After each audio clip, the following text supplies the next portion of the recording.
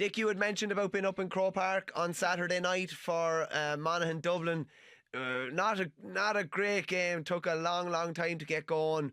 Like the availability of Khan and having him fit was probably one of the tipping points in Dublin's favour. I suppose from Ger Brennan's point of view, he said afterwards that he maybe shouldn't have went public with his what was going on inside his head, but just getting a victory for them was huge, regardless of quality.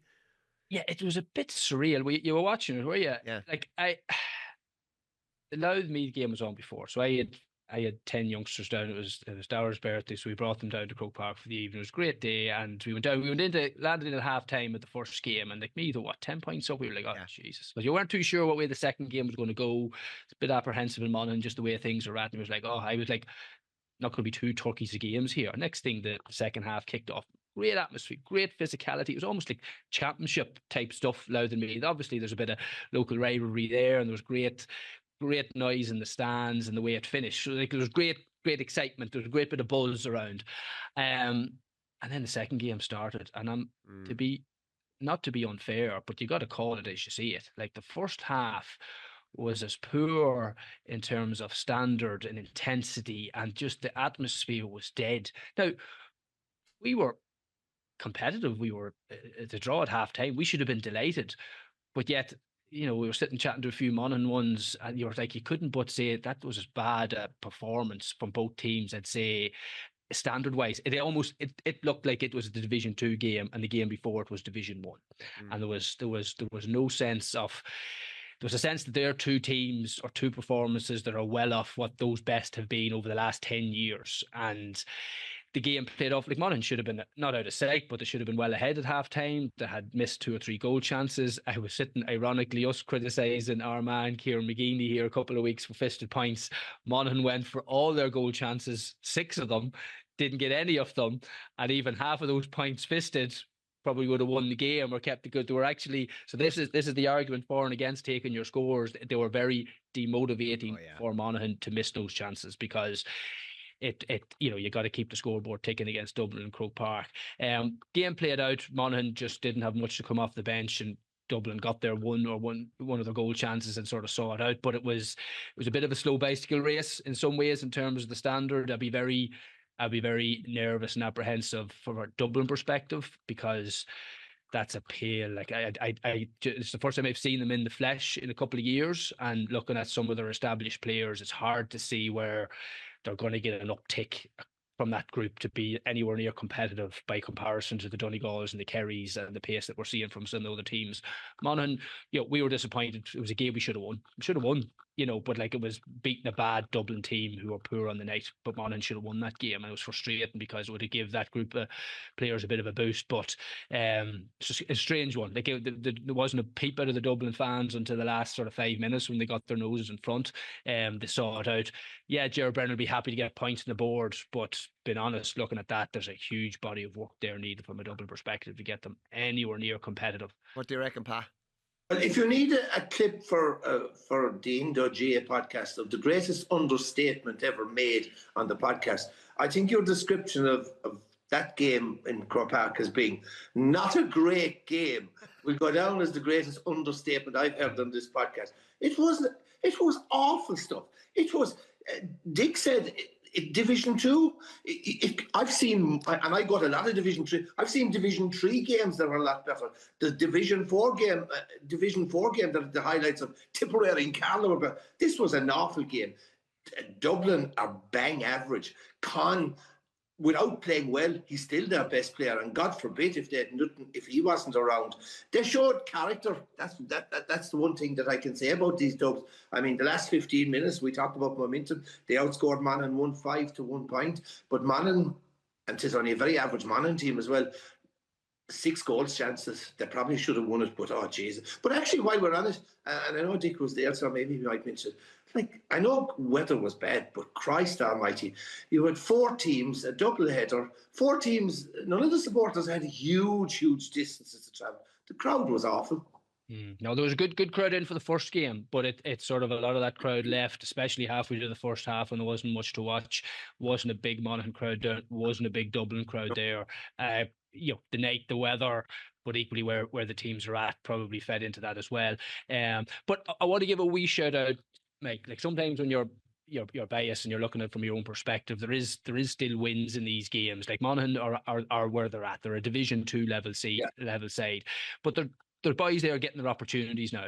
And Monaghan had 6 players, could be 7, that before this year, the highest level football they'd have been playing was junior or intermediate club football. Like that would be, people will always ask me, well, what are Monaghan doing differently to get the most out of the resources? Well, one of the big things in Monaghan, doesn't matter what club you're from, doesn't matter if you're junior, intermediate, or senior, if you're good enough, you'll get your crack and you'll get your opportunity to play with Monaghan, and you're judged on those merits as well. Whereas a lot of counties, it's not. There's a lot of bias towards senior clubs, and there's almost a case if you're talented, no, you're expected to actually transfer and move to a senior club. I know that is the policy in a lot of counties. There's a case of no, you'll play maybe your juvenile football, but very quickly you'll move into a senior club. That's never been the case in Monaghan. Relax now. There's a small there. No. I'm not going to talk about that. Was an exceptional instance, but it doesn't really happen, right? I was a junior club footballer for the vast majority of years, but I want to give one shout out. There's a lad, Cameron Dowds from Clonus. Cameron's about 25, 26. Good lad. I know him well, and he's been playing club football with Clonus at junior level. But fit, good lad. He's got an opportunity this year. He got into the panel, got a start in the McKenna Cup, and didn't get into the first few league games. I was chatting to him at a function a couple of weeks ago, and he was sort of saying, Dick, what do we need to do? And I said, well, listen, I was watching the McKenna Cup, Karen. You're playing like you're playing club football. You're a wee bit off your man. You're not sort of playing a bit safe and conservative.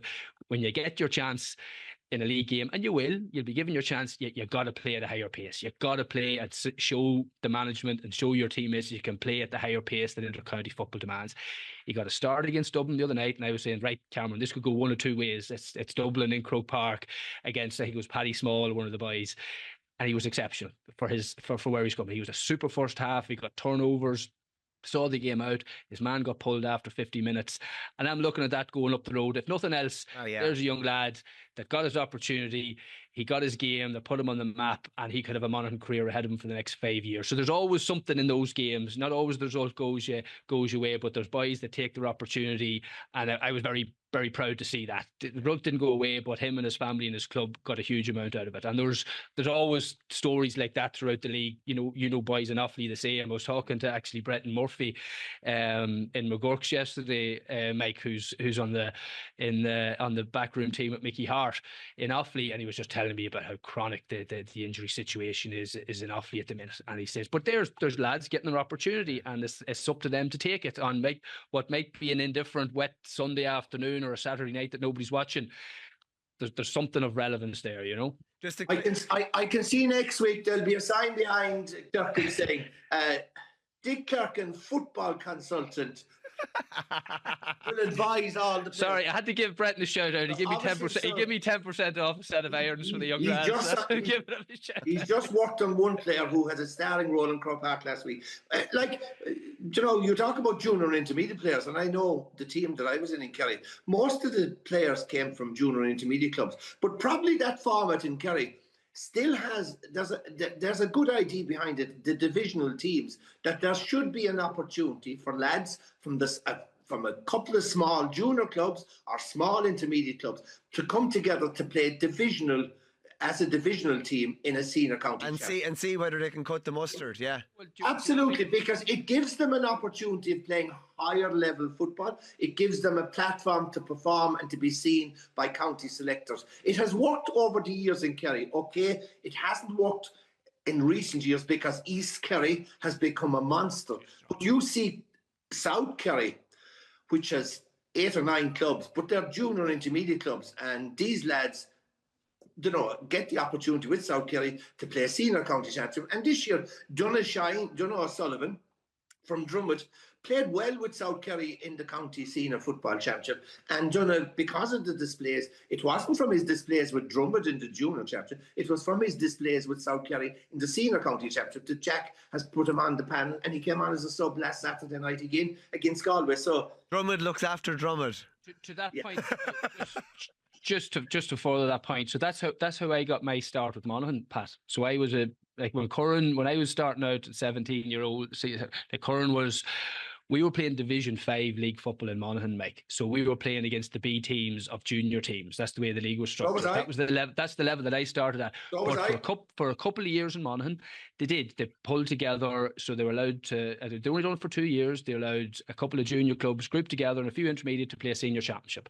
And I got my start, and I sort of got in the shop window, and had a good enough year, and I got into the Monaghan senior. I'd have never got in at that age if I hadn't had that. Now you were been matched up against maybe a county senior, and you're like, oh, just Dick Clerkin can swim amongst those waters. You were in the shop window. You were in the shop window. You were in the shop window. And I know it's actually come up again in Monaghan at the minute because they're trying to have more senior teams and at the cost of junior clubs. Some of the junior clubs are sort of saying that the junior level's been eroded, and it was proposed that they would go and revisit that again to give the junior clubs an option to play it, and it was knocked back.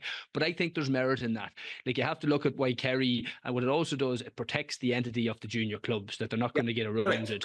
And I think that's what's happened in Kerry over the years, that those guys have stayed with their clubs. No one will get their senior football in the divisional team, but it protects the club entity. I think there is something in that model that other counties could lean into, you know?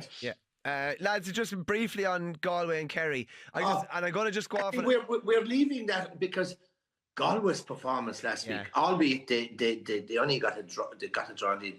But given the fact that if you asked me a couple of weeks ago, maybe we did mention, like, I wouldn't have held out much hope for Galway for this year, because I thought they were losing a lot of players. There was Comer coming. Is Comer coming back? Was Conroy coming back? He is. Matthew Thompson was heading to America. Johnny Heaney had retired. Loads of injuries, and Peter Cook has opted out. And you start to say, Jesus, but he's introduced a load of newcomers, and like their performance, they should have been hammered out the gate against Mayo. And yet they squandered 12 goal scoring chances in that game and could have won a game they shouldn't have won. They were second fiddle for most of the game against Armagh and won. And last week... That was a draw, wasn't it? Yeah, that was a draw. Yeah. And last week you'd have said 12 points down, 24 minutes to go. Yeah. And the character they showed, the work rate... Like, tactically, they were very good. They pressed up on Kerry's kick-outs. They had a high press defensively anyway. Their defending was exceptional. They didn't concede. And like, I was asking somebody to come here, lads. I've watched Seanie O'Shea, and a warrior and a leader and one of the greats. I've watched Seanie O'Shea since he was under 10 or under 12. And I can never recall, I swear to God, I can never recall a game that Seanie never scored. Last Saturday night, he never scored. And one of the key, and it wasn't that he had a bad game. He got on loads of possessions. Do you know, Conor Myler made a comment about him on the Alliance League Sunday a couple of weeks ago, and he said if he had a failing, he's probably too honest. He works too hard. He tracks back, and he tries to do too much work. But this was what I thought was brilliant about Galway last week. Outside of the character and the comeback, and they didn't concede one scoreable free to Kerry, I think, last week. That is unheard of. That is remarkable. And not alone that, but Galway, I think, as far as I know, Galway got all their scores from play.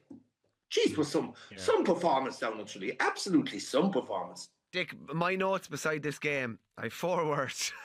I love John Matter. I absolutely I just had it here. love John Matter. If I'm going to talk about Galway, what are we going to talk about? John Matter. And he should have left his moustache. I loved his moustache, but he got rid of the moustache. And that clip that I've seen 3 or 4 times since on highlight reels on Facebook and different things of just that intent. Like, I think that goal he scored was in the 69th minute, or 5 points down. First game in months as well. Yeah, he hadn't played in months. Away from home, dirty night. Nobody would have forgiven Galway to just sort of, right, they've got a bit of respectability on the scoreboard here. We've had a good start to the league. Don't worry too much about it.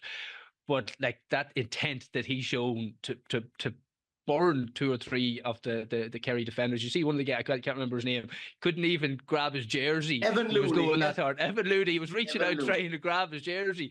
Couldn't even do that. And not even just to get on the ball, but then to take the confidence to finish. I was like, that's like when you're talking about, we'll talk about Jack Flynn and Conor O'Callaghan in terms of leadership and boys just old fashioned stepping up. Do you know what I mean? There's no tactics. Piggery. There's no nothing there. It's Piggery. just doing. I'm just throwing this up on my back and I'm going hard and I'm just backing myself and see what comes of it. Like just making that, Jesus, it was great to watch. Great to watch. And that's what you want in those dying minutes, those hard runs. I'd be sort of saying to the young lads in under 12s, the difference in making a run and making a hard run with intent, that you're sort of backing yourself. If you get it, you're either going to get through, you're going to get fouled, or something's going to happen. And that's what he done. It was great to watch. Great to watch. Actually, just to go on the stats again, I mean, the score was 217 to 314. There was something like 15 different scores. Sorry, there was 1 point scored from a free. Matthew Tierney kicked 1 2-point free. But you're right, Kerry, they conceded no scoreable free to Kerry, which was absolutely remarkable. But that run from Kerry will have to be cross with last week. The 3 goals that Kerry conceded were all goals. Like the first one, Matthew Tierney, he came in from a narrow angle, loads of defenders in between him and the goal. There was 4 defenders and the goalie, and yet Matthew Tierney got off a shot and scored a goal. And it was no different with Keane Hermans, and it was no different with Johnny Maher. Like both Herman and Maher's were scored inside in a crowded box with loads of defenders and a goalie, and they still got the shot away. But yeah, you're right. You know, one thing we sort of ignore sometimes is the brilliant individual displays, and John Maher's goal was absolutely cracking. Paul Cassidy scored a goal. Deadly. Like he got the ball on the halfway line and he went the whole way, and it was a brilliant finish. You have to mention Barry McNulty, who I watched last year in the Talton Cup for Leitrim, almost beating Sligo on his own. Like he came on at halftime last week and scored 6 2-pointers, 5 from play. So there was some brilliant individual displays. But you're right about Donegal, first half, unbelievable. But Galway's performance, particularly in those last 25 minutes when they outscored Kerry so much, or real character. Just on that last score, correct me if I'm wrong, but I'm pretty sure that score, did it come off Kerry kickout? Yeah. No, so take that as that. So Kerry are 5 points up. There's, a couple of minutes injury time. Evan Looney was cornerback. Yeah. There is no way he should have been out in the piggery, as McGeaney calls it, fighting for breaking ball, to find that when the ball breaks... Sorry, Dick, every time it's mentioned now, it should just be like sound effects. That's it. Yep, just all these sound effects should be going in. Once the ball goes into that area of the pitch, that sound effect should come on in every game now. But there's no way that Evan Looney should have found himself in around the 45, in around that breakdown, that when the ball breaks, that he's chasing a Galway player to goals. Like, they should know that, but that goes back to coaching. Like, the one thing I looked at, though, there's far too many bodies committing themselves to the break. Do you know what I mean? Like, he should have been set up to sort of. But even if Galway get it, we're 5 points up here, at least he's not going to have a clean run on goal. Do you know, when I looked at that, it was great from John Maher. He should never been getting a clean run through with Kerry defenders chasing behind him. But anyway, that goes back to the earlier point. But actually, when you talk about, defenders and chasing back, the one game, like, I know it's simplistic. Dwyer always said, when you have the ball, you're a forward. Without the ball, you're a defender. You're responsible for the man marking. I thought Mayo's performance against Donegal, particularly in the first half, and you can talk about tactically, and you can talk about the brilliance of Donegal. And Donegal, like I said, were brilliant. But 2 things I noticed about Mayo, that off the ball, their work rate, their movement was so poor. They never, even when they did, on the few times they got the ball in the middle of the field, there was absolutely no movement by the forwards. There was no one showing. But the second thing was, when they lost possession, they weren't tracking the runners. They were standing off the runners. It was Donegal lads going past them, Pat. With no hand being laid on them. And like Kerry, Jack will be disappointed because I know they lost a 10-point lead last year against Dublin and were beaten by a point in Tralee. This year, to lose 12-point lead with 20-something minutes to go, he'll be disappointed with that. And there was a couple of things, like their game management was poor. You shouldn't be allowing 3 goals in those circumstances. And the third thing was McGrath's couple of 2-pointers. Kerry's defenders were standing off him. And given the wind conditions and given the importance of 2-point shooting, you would have thought Jack would have had his defenders out beyond the arc, making sure that there wouldn't be. So from a Kerry point of view, they would have been disappointed with last Saturday night's performance. Jack will be cross. That's why you will expect a reaction. And I would say it was only 6 of the starting All-Ireland team line started in Tralee last week. I don't know, Pat. I don't think he's that bothered. I think he will. I tell you this, all the big guns who will be available and heading to Croke Park Saturday night. Yeah, but I think it was, well, if you even listened to him after the game, he's sort of a bit, show what of it. We could have won it. We could have lost it, this and that. And it's sort of, he's sort of going through them, not going through the motions. He's giving boys their chance. He's giving boys game time. He knows he's not at championship, not even pace, but even his championship team aren't out. So he knows that it's not going to be the finished article.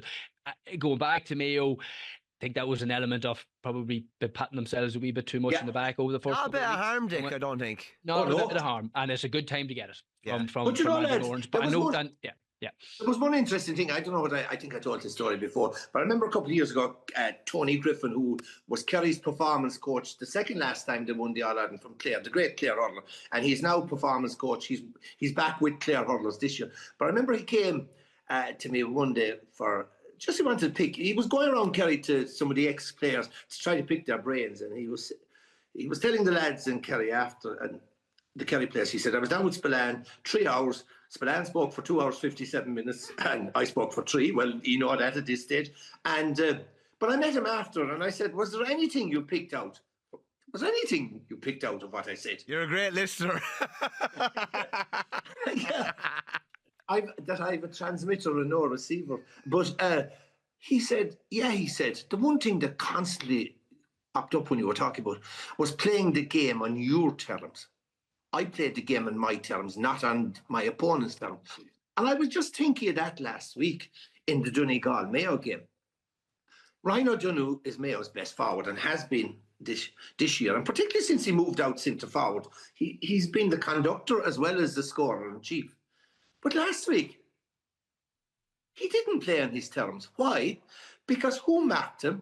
Finbar Rorty. And what did Finbar Rorty do? Bomb up the field at every opportunity. Yeah. He was playing on his terms. Ryan had to track him back and follow him back. Ryan was not playing in his terms. Who scored the most? Finbar Rorty. Yeah, and it's funny you say that, Pat, because O'Donoghue even looked a bit frazzled when he went to shoot himself. He wasn't himself, like. Yeah, so like the importance of playing to your strengths and playing in your term rather than focusing on the opposition and how you can stop them with your opponent, or whatever like that. I thought it was a brilliant, it was a tactical genius move by McGuinness, because Rorty wouldn't have been regarded as a man marker or anything like that. What a player. Like every time I see him now, that guy keeps going. He's 19. This is his second year, and he looks like he's a guy that's there 10 years. Like he could be. I'm not overstated. He is everything. He's got athleticism. He's got skill. He's got everything. Jesus, Audie Clifford better be ready to be on the back foot. You better be ready to be on the back foot, lads. Just a couple. I want to jump around the houses a small bit. Tyrone and Kildare. Kildare be disappointed that they didn't get some. Sorry, Derry and Kildare. I'll do that again. Skip that back, yeah. 3, 2, 1. Just quickly, lads, we'll go around the houses. Derry and Kildare. Kildare's brilliant run ended ever so slightly. Obviously, Pat, you mentioned Cassidy's goal as well. They obviously lost Alex Byrne. Derry lost Conor Glass. From a Derry point of view, having started off with a loss to Meath, they've bounced back with 2 really good wins against, fellow promotion chasers. But lads, this Division 2, to me, we said it beforehand, Division 2 is the place to be. Every game means something. There's something on the line and everything. It's very hard to predict these games as well. Just a brief word, Pat, on Derry and Kildare. Like Derry's. Look, I know Derry had no win in 2025, but I genuinely believe that the longer the season went, Paddy Tally was late appointed, and I just thought that by the season's end, they were unlucky. They were improving all the time. And Kieran Mean, they have the physicality, they have the athleticism, they have some Cassidy and McGuigan up front, serious scorer. Like that display last week in Newbridge, down to 14 men for a short while. At one stage, they were down to 12 players because they had 2 fellas black-carded. Great performance. And you're right, it's going to be a cracking Division 2. And the big match of this weekend, which I'm looking forward to in Division 2, Cork and Meath, another cracker. But look, Kildare, a young team, they'll have learned from that now. Difficult weather conditions. Pat, the turnover in Kildare in a couple of years, the turnover of players like is extraordinary, and they're performing to a really high level.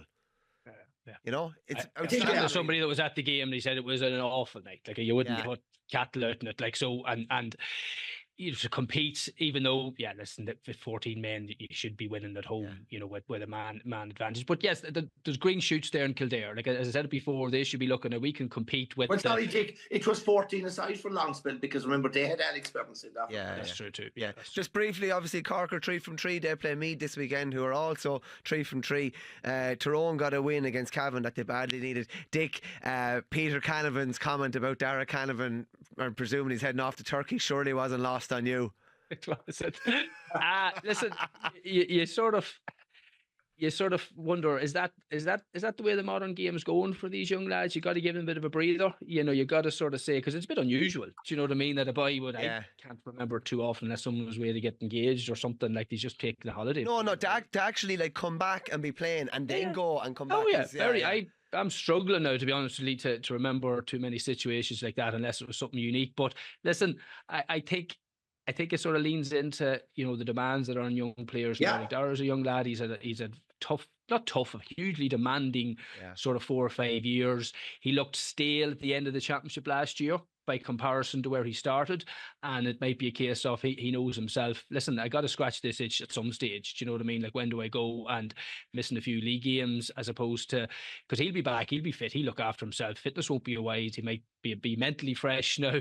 Be nice to be doing your runs in Bondi or somewhere like that, wouldn't it? Honest to God, we could all do it a bit of vitamin D. And what Dick is talking about is fair point. Look, he's a young lad, and geez, young lads want, like most of his friends are probably in Australia or in Abu Dhabi or Dubai, playing football, having the time of their life and whatever like that. Now, they're not slaves to Gaelic football or the intercounty because players choose it of their own accord.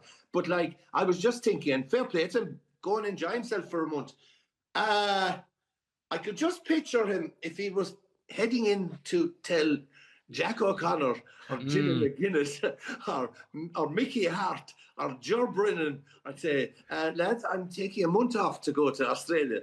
Would he be going if he was in Kerry, Donegal, Dublin, or Think he so. wouldn't. His backside. He'd be going, but he wouldn't be coming back. I'd be honest with you, knowing what the Tyrone ones are like they're not, they don't suffer fools up there. I'd say there's very mixed opinions. Even though we're making the case for him because I don't know him, but from what I know, he's a good lad and he's like just football to the core. He's a Canavan and all the rest. But there would be an element in Tyrone. No, as you say, Pat, it's about winning All Ireland's here. Is that the right thing to be doing to win an All Ireland? But I know this. We'll see. If he goes and win one, fine. But if not, I know the Peter Canavan joke and whatever like that. You know, and I went over the heads or whatever like that because I saw a Kerry player who should remain nameless, but he missed the first couple of rounds of the league because he was getting a hair transplant. So that's the modern player. And Pat, it's never done you any harm. As you said, she never played league football and she has won All Ireland. So maybe he's just taking a leaf out of your book. Yeah, maybe he's one of the. He's actually listening to Pat. Maybe he listened to this podcast. Not follically challenged. Dick, I'm expecting you to land into the podcast some Tuesday with a big head of growing on you. All right, I looked into it. I said I was too far gone. It would bankrupt me. I'd have to remortgage the house. He'll do it.